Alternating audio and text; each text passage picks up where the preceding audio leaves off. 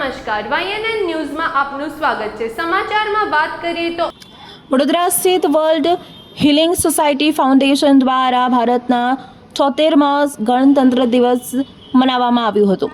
સંસ્થાએ પોતાના degree fried એગ્રીમા project અંતર્ગત રેલવે પોલીસ વિભાગને કફનનું દાન કર્યું। છેલ્લા 6 વર્ષથી આ એનજીઓ રેલવે પોલીસ વિભાગને સતત કફન પૂરા પાડે છે, જેથી અકસ્માત, આત્મહત્યા તથા કુદરતી આપત્તિના કારણે મૃત્યુ પામેલા અજાણ્યા તથા બિનદાવેદાર મૃતદેહોના અંતિમ સંસ્કાર ગૌરવપૂર્ણ કરી શકાય। આ સેવા દર વર્ષે ગણતંત્ર દિવસ, સ્વતંત્રતા દિવસ નિમિત્તે આપવામાં આવે છે। આ પ્રસંગે એનજીઓના મેનેજિંગ ડાયરેક્ટર શ્રી સૌરભ સુમને જણાવ્યું હતું કે જેઓના અંતિમ સંસ્કાર કરવા કોઈ નથી આવતું એવા લોકો માટે ગૌરવ સાથે અંતિમ વિધિ સુનિશ્ચિત કરવી એ માનવ તરીકે આપણા સૌની ફરજ છે।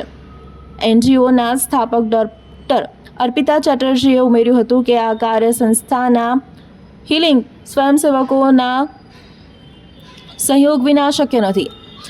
આ વિદાય પામેલી આત્માઓ માટે અમારી નાની પૂરતી હૃદયપૂર્વકની શ્રદ્ધાંજલિ છે। અમારા હિલર્સના સહકારથી જ આ સેવા શક્ય બની છે। આ વિચાર અમને અમારા હિલર્સ સુશ્રી ડોલી પવારની માતાશ્રી જયશ્રી પવાર સાથે મળ્યું હતું। તેઓએ રેલવે પોલીસ સાથે કાર્યરત છે અને તેમણે જણાવ્યું હતું કે આ કાર્યક્રમનું નેતૃત્વ સુશ્રી ડોલી પવાર, શ્રી સ્વરૂપ, શ્રી સૌરભ સુમન, ડૉક્ટર અર્પિતા ચેટર્જી તથા બેબી અનિશા ચેટર્જી સુમન દ્વારા કરવામાં આવ્યું છે, જે માનવતા અને સેવાના સંસ્કારો દરેક વયના વિકસાવી શકાય તે દર્શાવે છે।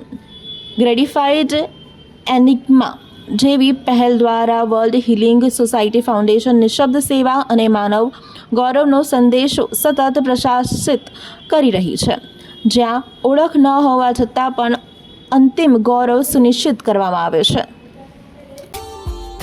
Subscribe now and press the bell icon. Never miss an update.